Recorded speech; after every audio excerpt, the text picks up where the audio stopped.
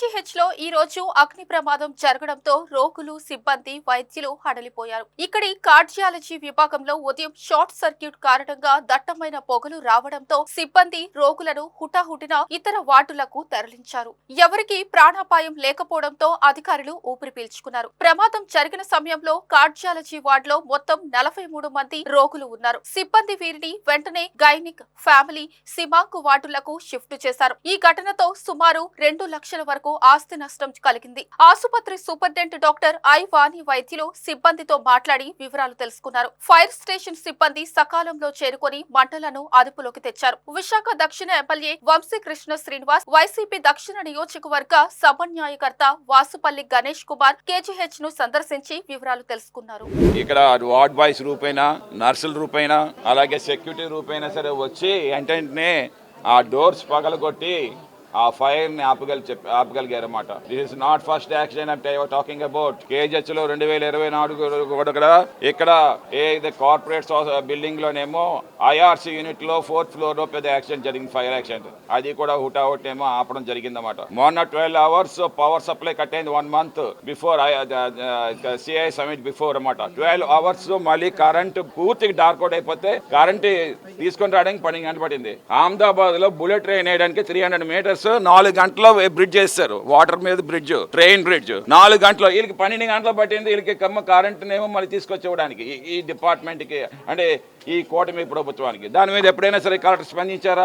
ఏదైనా సరే మళ్ళీ ఒక మీటింగ్ కాల్ చేశారా? రివ్యూ పెట్టారా? లేదు. ఇవే ప్రమాదాలు జరుగుతాయనంటే నేను చెప్తా ఉన్నాను. ఎస్పెషల్లీ ప్రైవేట్ హాస్పిటల్స్ కానీ గవర్నమెంట్ హాస్పిటల్స్ కానీ ప్రమాదాలు ఎక్కువగా జరుగుతున్నాయి because of the short circuits, overloads. ఎందుకంటే ఈ కేజీహెచ్ సర్టన్ లోడ్ కి ఈ పవర్ సప్లై నేమో క్యాటర్ చేశారన్నమాట. తెలియకంట డిఫరెంట్ యూనిట్స్ తీసుకొచ్చి బిగించేస్తున్నారు. తెలియకంట డిఫరెంట్ ఏసీలు తీసుకొచ్చి బిగించేస్తున్నారు. అది ఓవర్లోడ్ ఎంత అయిందో తెలియదు అన్నమాట.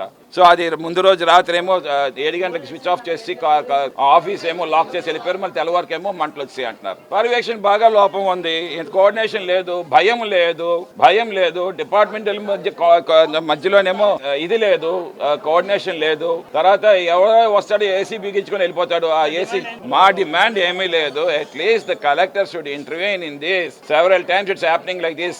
కేజీహెచ్ గవర్నమెంట్ హాస్పిటల్ మీద నమ్మకం పోకుండా చూసుకోండి. ఎందుకంటే ఇప్పటికే కూటమి ప్రభుత్వం మీద గవర్నమెంట్ హాస్పిటల్ ప్రైవేటైజ్ చేస్తామని చెప్పేసి అదొక పెద్ద వాళ్ళ మీద ఏమో నింద ఉంది. గవర్నమెంట్ హాస్పిటల్స్ ఇప్పుడు నడుస్తున్నాయి కూడా అవేమో ప్రైవేటైజ్ చేయడానికి కోసం చెప్పేసి వాళ్ళు ఏమో చూస్తా ఉన్నారని చెప్పేసి ప్రజల్లో అనుమానం ఉంది. అప్పుడు లాస్ట్ టైం ప్రభుత్వంలో కూడా 2019లోనేమో చంద్రబాబు నాయుడు వచ్చినప్పుడు ఈవెన్ విమ్స్ ని కూడా ప్రైవేట్ చేయడం కోసం అని చెప్పేసి అతను అనుకున్నారన్నమాట.